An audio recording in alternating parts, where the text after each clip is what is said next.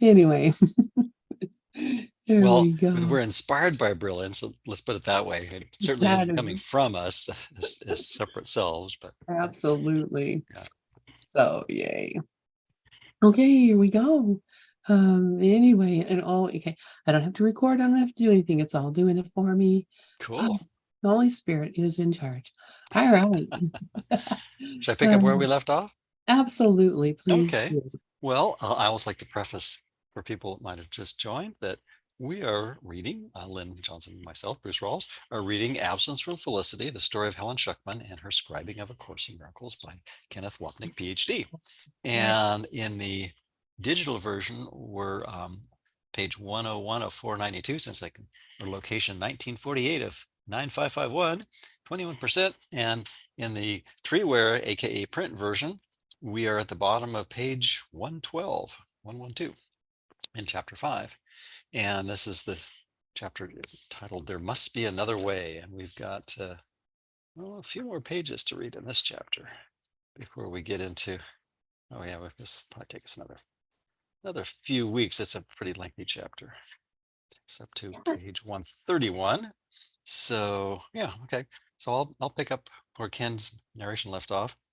And he says, Helen later told me of still another experience of the quote book unquote in a dream during the same period.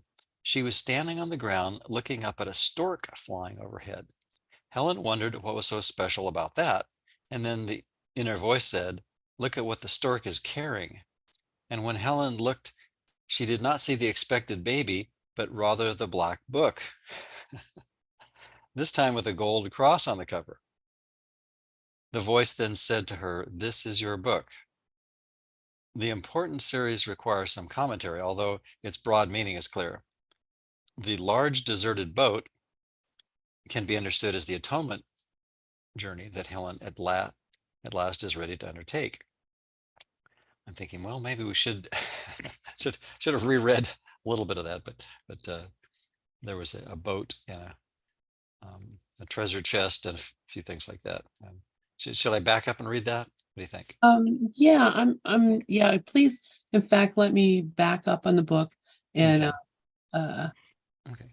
I'll back I'll up to where back that up a little couple. that thing that looked like an M appears. Okay, Okay. that's I'll just, good. yeah, so back up a page. Helen's Okay. account continues, so we'll backtrack a little. My reactions to this information was curiously mixed. On the one hand, I was delighted and also deeply impressed. On the other hand, however, I was irritated and even angry. It might be more accurate to say I was afraid. I still found it hard to believe that my pictures were more than unrealistic attempts at wish fulfillment, and I had somehow managed to dismiss much of what I had already seen and heard on that basis. I did not like this sort of thing and found it difficult, very difficult to credit.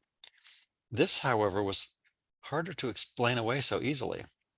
Perhaps it was my discomfort that held up the rest of the series for some time, and when the next episode did come, it took the form of a dream. In characteristic dream fashion, the boat had turned into a car. I was driving across a bridge in very heavy traffic. I wanted to make a right turn, but I was in the wrong lane and another car was blocking my way. Both of us were crowded in with cars in front and behind. The situation was one large traffic jam. Apparently, there was no possible way I could safely make the turn, even though it was essential that I do so. If I try to turn, I'll crash into that car next to me, I thought. And if he turns right, I won't have time to follow before the gap will close and I'll be jammed in again. I was much distressed about this and kept trying to think of ways to make the turn, but all of them were inadequate. Most of them were disastrous, and one or two would probably turn out to be fatal. And then the solution came to me. We'll make it together, I thought happily. It won't be any trouble at all. And so our two cars made the right turn together. It was very easy. It's funny, I never thought of that before, I said to myself as the picture faded. Next time I found myself back in the boat alone, still aware of having taken the right turn. The boat was moving easily and slowly along a narrow, pretty canal. The landscape was quite beautiful and very peaceful. The canal was lined with lovely old trees and green lawns edged with banks of flowers, and there was just enough breeze to help the boat along. I wonder if there's buried treasure there, I thought to myself dreamily. I wouldn't be surprised if there is. It's just the place for it. Then I noticed a long pole with a large hook at the end, lying on the bottom of the boat. Just the thing, I thought, dropping the hook into the quiet water and reaching the pole down as far as I could. Excuse me. The hook caught something heavy and I raised it with difficulty. It was an ancient treasure chest and the wood worn from the water, but the metal edges and lock still intact. The bottom was covered with seaweed. I managed to get the chest into the boat and opened it excitedly. I was bitterly disappointed. I had expected buried treasure, probably jewels or coins, but there was nothing in the chest except a large black book. The binding was like the, quote, spring binders, unquote, used for temporarily holding large manuscripts or papers together. On the spine, printed in gold, was the single word Aesculapius. And I'll spell that Aesculapius.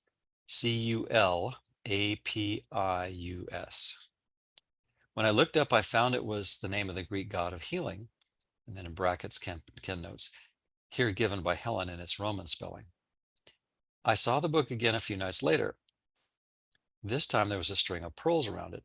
Neither Bill nor I had any idea what the book stood for until one day, long afterwards, we suddenly realized that the binding looked like the black thesis binders in which we had put the original manuscript of the course for safekeeping.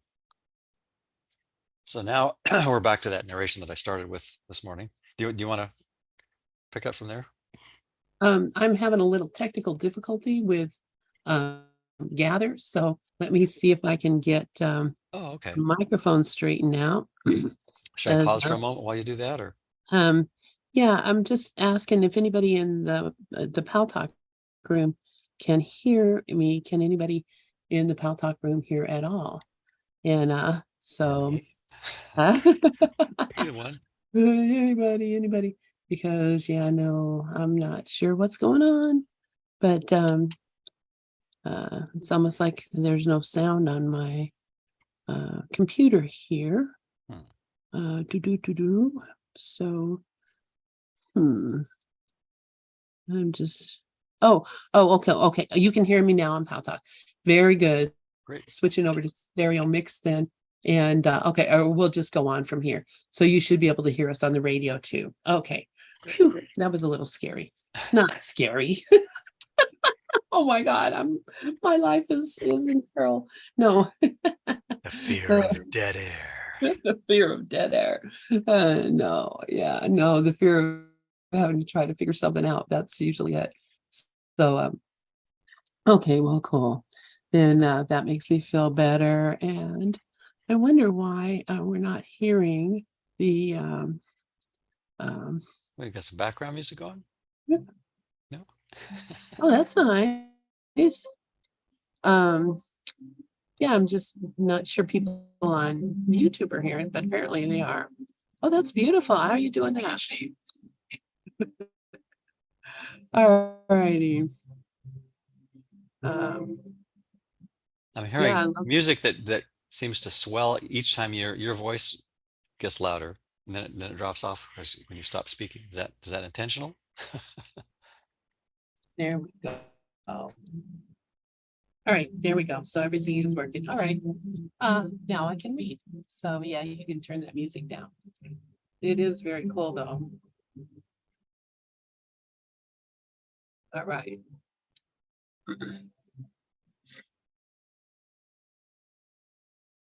Hearing it from everywhere now. You're sounding a All little right. bit garbled to me, Lynn. Is that? Well, the music is really loud. Oh, okay. Are you still playing music? I'm not playing any music. Oh, where is that music coming from then? That's Oh. a good question. At least I don't think I'm playing any music. Let me check my browser I'm tabs. playing music. I was playing music and didn't even know Okay. because Okay. man, okay, this is better.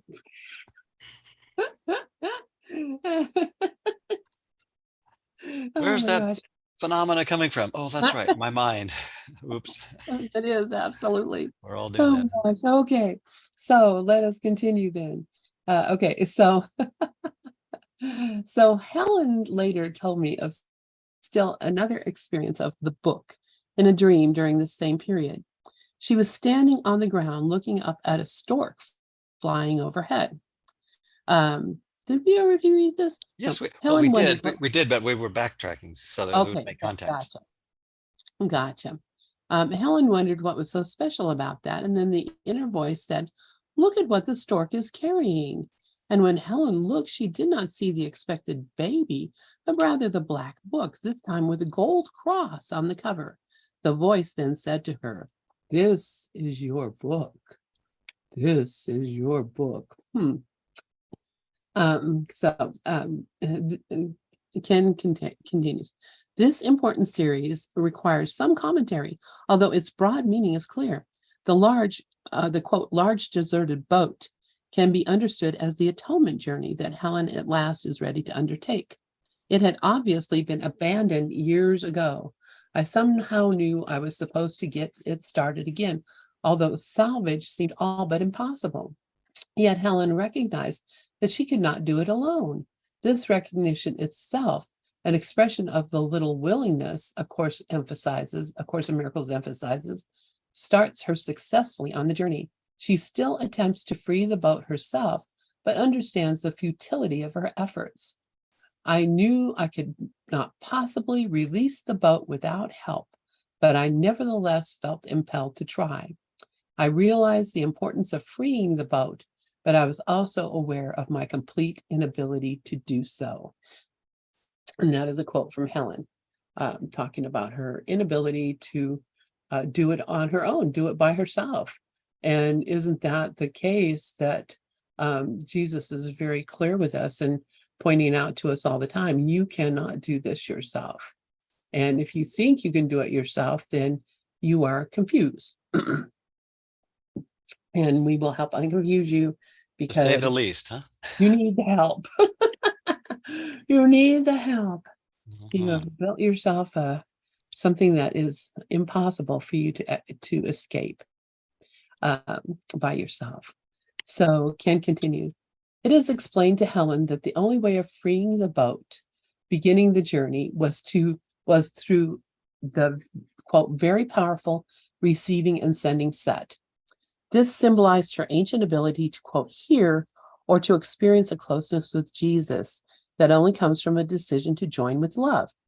She, however, was not ready to use it yet, as she was told later in the sequence, quote, "You'll merely get into trouble. When you're ready to use it, I will tell you," unquote. But she was able to let Jesus help her free the boat. Quote, "Together we managed to finally get it into the water," unquote. She did not know the course of the boat's voyage, but as Jesus did, her understanding was not necessary. Moreover, he always appeared when help was needed, and his presence began to feel natural to Helen. So through these series of dreams, she begins to experience this natural um, coordination or communication with Jesus. Ken continues. The incident with the parallel gold symbols, though opposite to each other, underscores the idea of Helen's joining with Jesus. If my interpretation is correct, see above, their joining together results in the fulfillment of the covenant made between them. The episode with the cars turning together, Helen's joining with the other driver, then reflects the joining with Bill. No longer seeing their interests as separate, if not antagonistic to each other, she happily realizes the solution. We'll make it together. And so the two cars make the turn as one. And this is really kind of crazy, isn't everything? But when I used to drive, I would sometimes get in a lot of fear because of all the traffic and the way that cars were going and everything. But when I would actually practice joining with the traffic, joining with the other cars, the people in the other cars, and saw myself, my vehicle, as being a part of the flow of it all, it took away that anxiousness and that fear because I saw it as one whole thing. And it always used to make me think of, I don't know if you ever saw a movie called The Last Unicorn. Um, by Peter S. Beagle. It was a book and a movie. But the last Heard of unicorn, it. I haven't seen it. all the unicorns had gone into the ocean. They all come flowing out together, and that's how I would see it would be like the unicorns, the traffic, Okay. and I would just flow along with it. And my only point was to keep my vehicle, my unicorn, in its place in part of the flow. And that took away all the fear of heavy traffic or anything. I just became part of the flow. And that's, I think, what Jesus is asking us kind of to do, is to become a part of the flow. Okay, so As you're I saying think that, it occurred to me that there's another metaphor that I think might apply here too. Is, have you ever seen videos of, or experienced firsthand, flocks of birds doing what they call a murmuration? And exactly. if you notice the school of fish or the flock of birds in formation, or just the synchronization that almost makes the Air Force Thunderbirds or Canadian snowbirds, or those kind of things. Well, it doesn't it's not really a valid comparison, but but it's just the not precision in terms of technical sophistication like the pilots have to have, but the um, just the alignment, the willingness to go with the flow, like you're saying, and to be in tune and responsive to that flow. I think that's what makes those formations, and particularly the murmurations, I find just fascinating and beautiful and really mesmerizing. But just seeing that shared interest really demonstrated in a visual way is pretty amazing sometimes. Yeah, and that's it. I mean, that you got it exactly. It's that belief, or that idea, or that connection of us Mhm. all flowing together in the same direction. Yeah. And music is another great example. In the last month, I've been to a couple of concerts, one bluegrass and one of the Tucson Symphony, and they did a kind of overview of their season. And in both cases, just the the practice that it takes on this level to achieve that level of harmonization and synchronization, to where it just, the music just flows effortlessly, and it's really just like, I mean, you hear the different instruments, of course, and the different voices, but the blending is just so impeccable, and polished musicianship, and it's just a joy to experience. Yeah. Oh yeah, and it's beautiful. It's like being in a choir or singing with a group of people. Mhm. And I just saw a thing the other day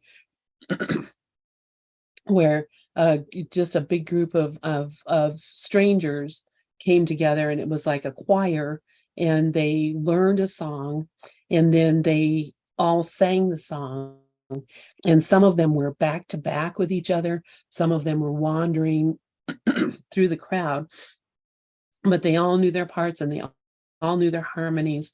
And when they all sang together, it was just this glorious sound. And and to think that 3 hours earlier they were all perfect strangers, and they didn't even know the song or the arrangement, Mhm. but were able to come together, learn the song, learn the arrangement, and make this beautiful music. That's because the connection of us is so strong that we can actually do that. um Mhm. and if you looked at humanity over the globe, over the eons of when we first crawled out of the ooze, and even before that, when we were in the ooze, we were all coordinating in the same beautiful dance together. Either And, the ooze or the Oz, either one would work, right? So maybe we're ooze, still in maybe we're still in Oz with Dorothy and uh, her companions, right? yeah, there we go. So this is it. So we'll make it together. We're going to make it together. And, we will, and without even communicating, because, she didn't say to the other person in the other vehicle, hey, why don't we all turn together? They just knew Mhm. to turn together. Mhm. So It's that's, like Jesus is orchestrating an infinite flash mob performance, and we're all participants. We just don't really fully realize it yet. yes, an infinite murmuration. Yeah. I love it. All right. How about I read now? Okay. Okay. Uh, Ken continues.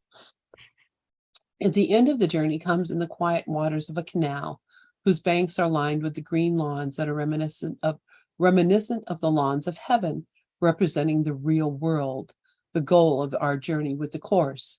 And there Helen finds her treasure, not the treasure of the ego, but that of the love in her heart, the manuscript of A Course in Miracles that reflects her love for Jesus and is the fruit of her having joined with him. Again, a most significant experience for Helen.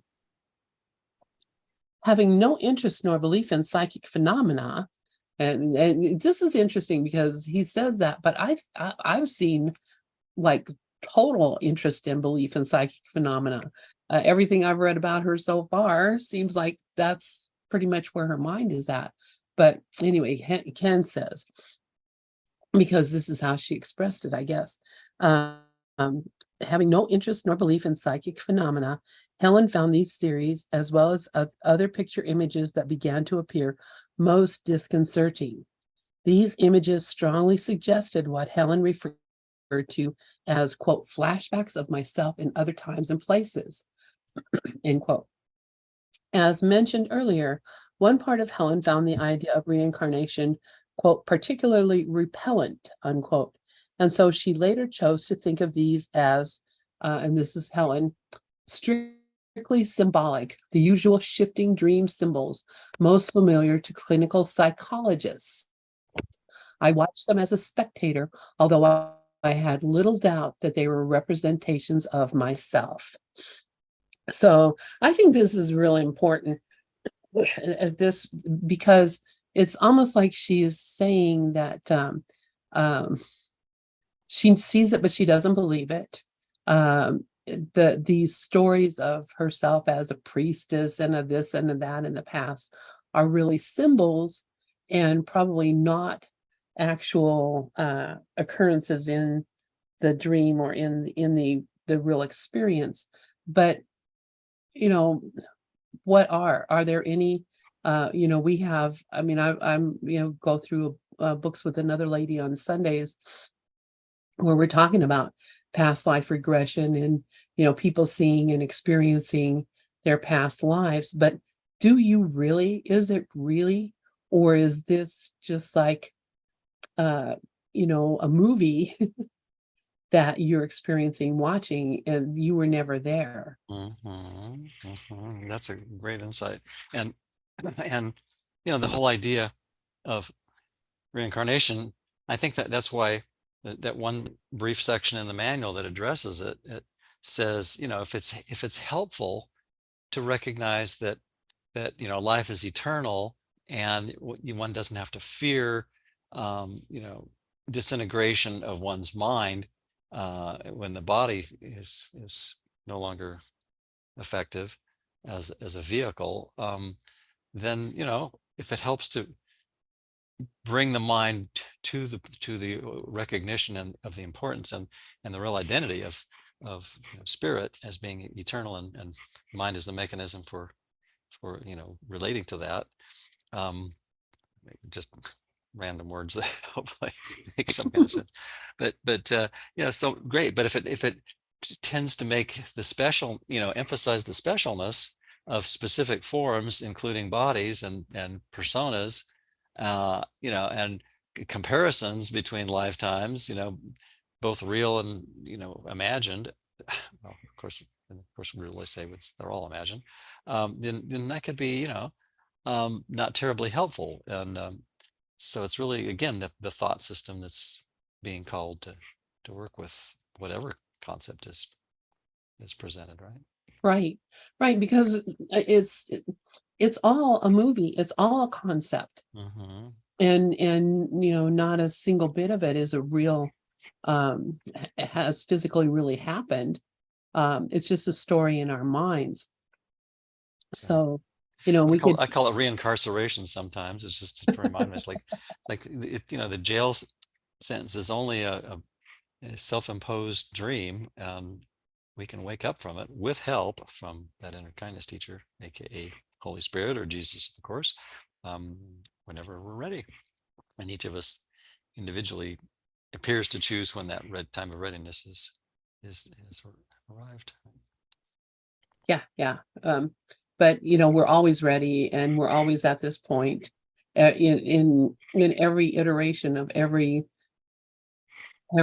lifetime, every story, every movie, every we're always right here, just ready to step into the truth and reality of what we are, and out of the symbols, out of the world of symbols, and into the real world.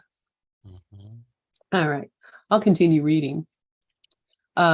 It was obvious to her. Let's see, I'll just reread that, what I just asked here. Okay. So Helen thought that these were strictly symbolic, the usual shifting dream symbols most familiar to clinical psychologists. She's like, okay, I can analyze this. I watched them as a spectator, although I had little doubt that they were representations of myself. And then Ken continues. It was obvious to her, however, that events were occurring that were difficult to explain away. And so Helen continues. I was so conflicted about the situation that I tried not to think about it at all. The whole thing was quite unsettling. They, in brackets, the inner events, were consistent, certainly, and rather well organized. Nevertheless, I believed, or perhaps more accurately hoped, that they were merely imaginative. On any other basis, I would have become intensely fearful. So, yeah, she's able to explain it in her mind, and say, oh, it's just a bit of uneaten, undigested mutton or whatever. What's his name says, Scrooge says in um, the Scale? yeah, what do you Okay. call it? Yeah. Anyway, so but it's just some little story in my mind, Mhm. and otherwise she would have been intensely fearful. In retrospect, it is clear that these inner experiences, at least in part, were preparation for what was to follow. Follow events that would be, quote, truly hard to explain, unquote. Helen's husband, Louis, found hearing about these experiences most anxiety producing, and so she told him relatively little. Bill, however, was intensely interested in all of these episodes, and Helen gave him a running account as they occurred. Besides, it was certainly something that involved both of them together. Like Helen, Bill had no prior interest in nor knowledge of psychic phenomena. However, as these episodes unfolded, he began to develop a serious interest, being sure that they meant something. Bill began to acquire and read books on the subject. In the beginning of his amassing a rather large library, which, as A Course in Miracles unfolded, also included an impressive array of books on spirituality and mysticism, East and West, Bill clearly took a much broader and open-minded view of paranormal phenomena than Helen did. He was particularly impressed by the evidence which suggested that minds can reach each other by extrasensory means, and would point out to Helen that, quote, some rather unusual things, unquote, had been occurring that clearly could not be accounted for in the usual way. Helen could not disagree with that, despite her enormous anxiety. Early on, after the third series of inner experiences ended, Bill read a book on the great American psychic Edgar Cayce, written by his son, Hugh Lynn Cayce. Bill was impressed and tried to talk about it with Helen, who agreed to read it, though not without considerable distaste, despite her, quote, determination to remain objective, unquote. She did find the book interesting, yet at the same time was, and this is Helen, repelled by what I regarded as quote unquote spooky and more incredible aspects. Bill was clearly impressed by the Casey readings, but as I told myself, he was apt to be impressed by pretty much anything. Oh no. Along those lines, I did not think it strange that he believed the very odd things I told him about, but that was different. Oh, that's just funny. All right, so Bill's continued attempts to interest Helen in this field were met with strong opposition. Helen wrote, and this is Helen, perhaps out of desperation, although he was never the virulent atheist I had become, Bill read a few books on what I had no hesitation in describing to Louis as, quote, the nutty fringe of religion, unquote. When Bill made a mild reference to something he had read on reincarnation, I was convinced that he was really slipping. I refused to read the books he suggested and tended to get uncomfortable and angry when he brought the subject up. Helen thus remained, quote from Helen, firmly opposed to taking such strange things seriously, even though my position might seem somewhat inconsistent. I did not see it that way myself. Things were happening to me that were hard to explain, and that was all.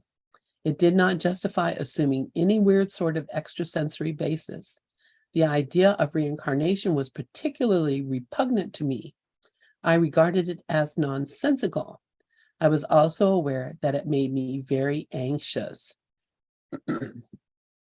So yeah, so there again, Helen is so ambivalent about this whole thing, and really afraid of what the experience was happening to her. And Mm-hmm. and intellectually she was like, this can't be happening, this is not real. But she was still having the experience, which, I mean, that cognitive dissonance that comes about from that must have really been disturbing to her. Sure, sure. I was struck with her use of the word spooky, and I was thinking of the parallel between Helen and Einstein in their respective fields.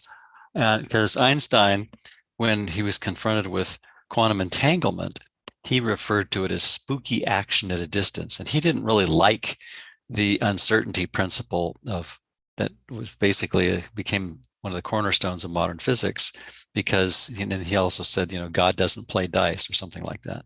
And I was thinking, well, that's kind of interesting, is that, that mechanistic deterministic worldview that, everything's predictable by human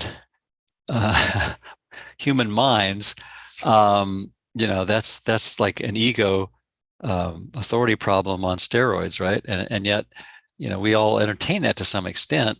And I think that's why, the idea of losing control or being at the mercy of the world is sort of a fundamental idea that every ego abhors. And yet the ego really doesn't have any control over the world, because it made it up to be something that seems to be an external control, and therefore, that we're at the mercy of the world rather than having the ability to be merciful to it, right? Yeah, I'm kind of mixing a bunch of different ideas there, but I just thought it was interesting. The word spooky is what set me off on that Yeah, digression. Yeah, and I thought about that too when I read Spooky. yeah, Was spooky action at a distance, and I thought, wow. yeah. um, and yeah, there's just the whole idea that there's something happening in your mind Hmm. that you don't recognize, and that is really it was terrifying to Helen. But think about it: how much stuff is happening in your mind that you don't recognize a lot of the time? Oh, yeah. Because Yeah. I have thoughts in my mind that don't belong to me, that are just ego thoughts that come up that are like random out of nowhere, and not anything I've ever contemplated or imagined or thought about. But I don't say, wow, this is scary. I'm thinking now about something I never imagined before, because I'm used to it. And and I think I heard Alan saying this too. I got quite used to it. So, but Hmm. that's what's really happening. So you want to read on? Sure, sure. On the print version, we're on the top of page 116 for anybody who might have just joined us. So Ken continues his narration. Again, we shall find a totally different Helen in her letters to Bill that date from this same period. The letters, uncensored by the later literary or social concerns that affected her account of these experiences, most definitely reflect her belief in reincarnation. So maybe it was just a front that she was putting up to keep her academic respectability intact, her skepticism, right? That there's certainly in vogue in a lot of those circles, right? So anyway, let's see. These letters are the subject of the next chapter. And then Ken says these quote strange unquote and quote nonsensical unquote events continued to occur, however, and the next series of picture images began with Helen observing, now her account begins, a thin, frail girl in an opulent French drawing room. The time seemed to be about the middle of the 18th century, judging from her dress. It was all white, fitted to the waist and reaching to the floor, with many flounces, bows, and lace edgings. She was playing a musical instrument resembling a harpsichord in a gathering of magnificently dressed ladies and gentlemen, apparently guests at a lavish social event. The girl was 18 at most and obviously ill. She's too frail, I said as I watched her. She won't live another year. She can't do anything but just fade away. It's a mistake. She's never going to make it. A splendidly dressed butler stepped forward and closed the drawing room doors, rather in the manner of someone closing curtains on the scene in a theater. The girl was gone. Shortly afterwards, there was an even vaguer picture of another girl, somewhat older than the first, lying on the straw-covered floor of an airless room in a prison. Her arms were bound tightly behind her with rope, and her feet were chained to the floor. The time seemed to be somewhere around the 12th or 13th century, and the place was unknown. It might still have been France, but this was by no means definite. There was no conclusive story associated with the girl, although I had the frightening feeling that she was probably killed in the end. I have no idea why. And Ken continues. Subsequent pictures included a nun appearing in different times and places, and not always Christian. The clearest of these took place in France, where the nun was Anne, and then Helen's account resumes. Elderly, arthritic, and bitter woman, worn thin and ill by a life of severe austerity, and emotionally warped and sterile. She was walking down the side aisle of a large and beautiful church, strikingly reminiscent of the Cathedral of Notre Dame in Paris. The aisle was dim, and the candle the nun held tightly in her right hand helped hardly at all. As she walked, she ran her left hand slowly along the gray stone wall behind her, as if searching for a door, or perhaps more literally a way out. She did not find it. The grim lines on her face deepened as I watched her. She doesn't know, I thought. She's trying, but she doesn't know. I was repelled by her hard expression, but I felt a deep sympathy for her lost cause. And now Ken's account continues. These three unhappy images, all of which took place in France, would certainly seem to be related to Helen's curious ambivalence about that country. She could speak French beautifully, and she was able to sing by heart sections from Debussy's great opera, Péléas et Mélisande. I'm not sure. I've never taken French class, so I'm not sure about that pronunciation. Pelleas Etmelisande. And yet she hated to use this ability. In fact, I very rarely heard Helen speak French at all. Bill once told me how, when they were attending an international psychological conference in France, Helen refused to speak French at all, a refusal which placed these two Americans at a decided disadvantage. In fact, Bill once literally had to plead with Helen to use her French to help them out of a practical jam in which the people they needed help from spoke no English at all. On the other hand, it was while in southern France that Helen had that wonderfully ecstatic experience of love that was discussed in chapter 1. You want to pick up from there? Sure. And I find it just so interesting that even though she could speak French, that she refused to do so. even when they really needed it. Excuse me, I had to take a drink of my coffee, but it just amazes me. Just another What, example of that ambivalence and reluctance to yeah, to to implement something that would lead to greater peace. Huh? right, yeah, it's like Oh, she didn't want to have fun. It's like anyway, or she maybe she, maybe she felt ashamed or guilty or whatever because she had skills that she was not using, which I think it kind of indicated in other things that happened that she was feeling a sense of guilt for not using the sending and receiving set or whatever it was that she had access to. She knew that it was her doing that it wasn't being used. mhm. And so, okay. The following image of the young girl in the last in this series was unique. Her innocence finds practically no counterpart in any of Helen's experiences, with the exception of the priestess, and obviously reflected that self that had practically no expression in her life. And yeah, I'm just thinking about, all I was thinking Eleanor Rigby when you're reading about the grim-faced nun and, just um, the whole idea that I don't deserve to have fun. Anyway, so this is Helen. In striking contrast to that grim figure of the Notre Dame nun was one that occurred at intervals and still crosses my mind every once in a while. This one was the only image that kept returning in completely unchanged form.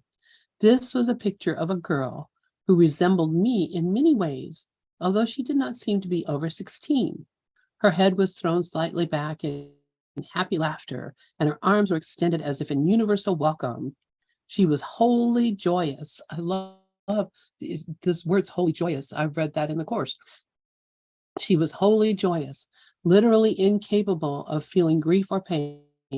She was standing on a bright green lawn, in brackets. Once again, note this symbol for the real world, into brackets.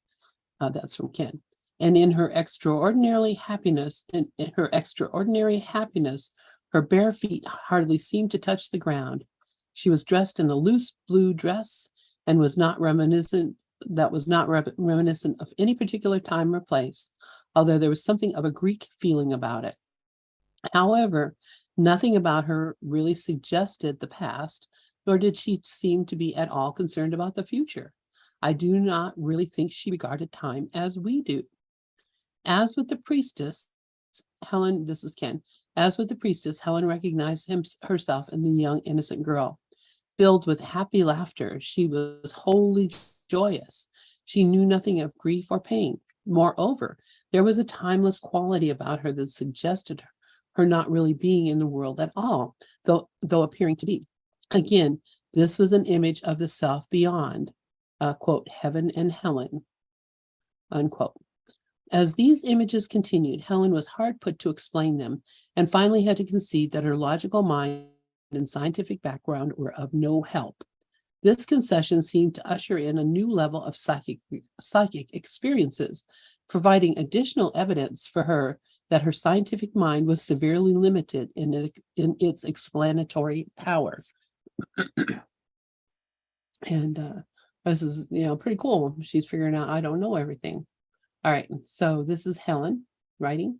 The new phase started one day when Bill and I were working on a research report, and I was concentrating on the statistical treatment of the data.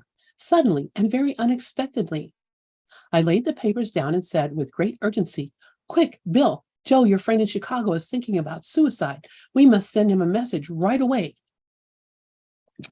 Bill sat down next to me as I, quote, sent an earnest mental message to Joe.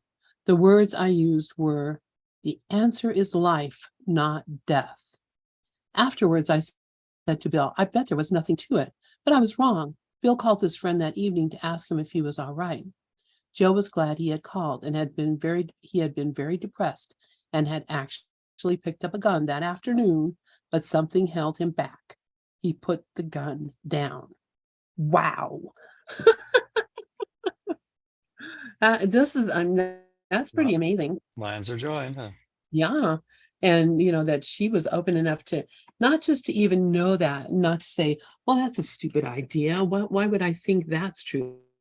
She listened and believed herself because she knew it was true. And um the result being that she, through her mind, not direct communication, through her mind, was able to send a message to this man to don't do it.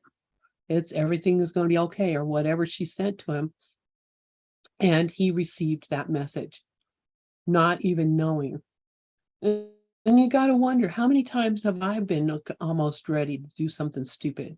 And somewhere in time and space, maybe long ago, maybe in the future, someone knows that and says, oh, stop. And in my mind, I get, oh, stop. But where that came from, I don't know.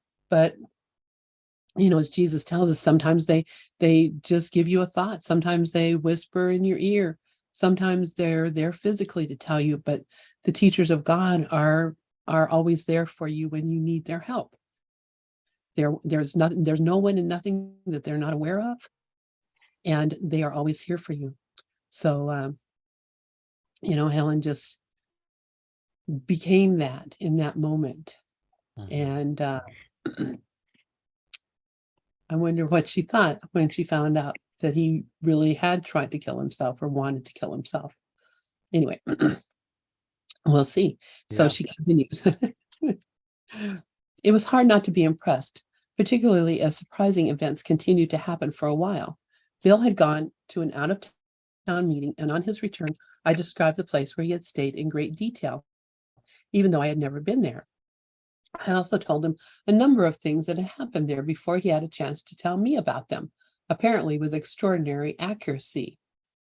In one of them, I had seen a clear picture of him at the top of a staircase, standing there hesitantly turning and then returning downstairs. Bill told me that he had in fact done that. He had not noticed where the bathroom was and thought it might be upstairs. As he reached the top of the stairway, however, he saw there were only unmarked and closed doors on the second floor. And suspecting that he must have missed the door downstairs, he hesitated to make sure and then turned to go back. Later, I gave him a very detailed description of a friend's house in the country where he stayed for a weekend, even to the colors of the walls and furniture.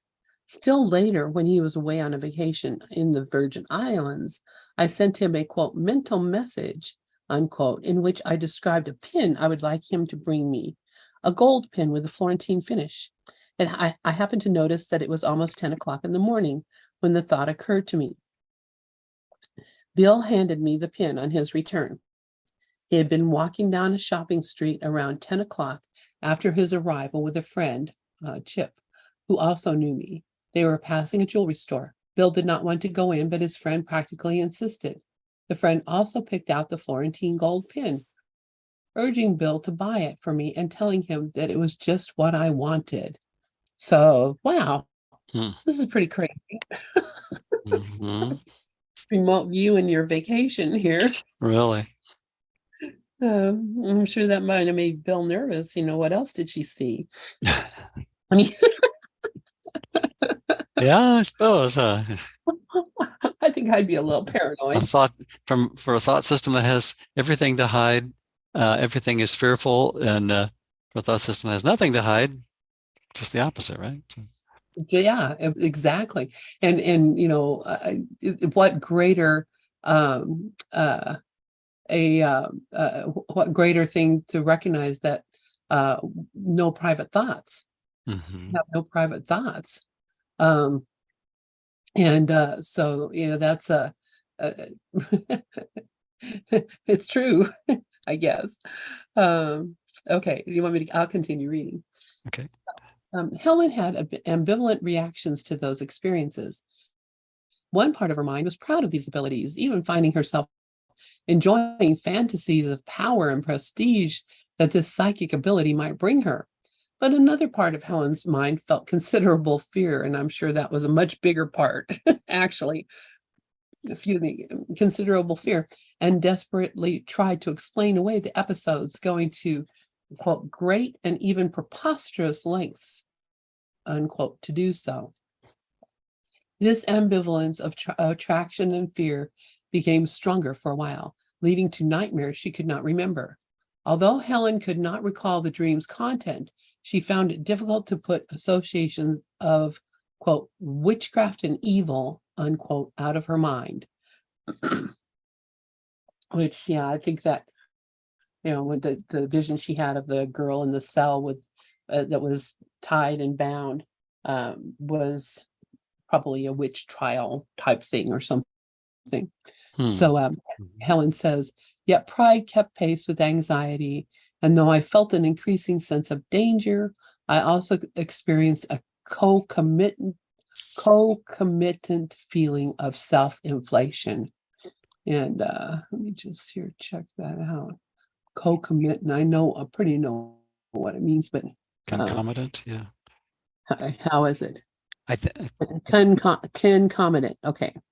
Concomitant, thank you. Naturally accompanying or associated. She loved travel with all its concomitant worries. like package deals, sort of thing. Yeah. Like comorbidity. Yeah. Mhm. And as a noun, a phenomena that naturally accompanies or follows something. So that's it. So yeah, so it and all its baggage, she she could handle, I guess. All right. So all right. Should I read on? Yeah, why Okay. don't you? Okay. We're at the bottom of page 119 now. This episode, as will be clear from Helen's account, was one of the most significant experiences she and Bill shared together. Its, quote, message, unquote, provided a very down-to-earth foreshadowing of the course's message of joining by sharing another's interest.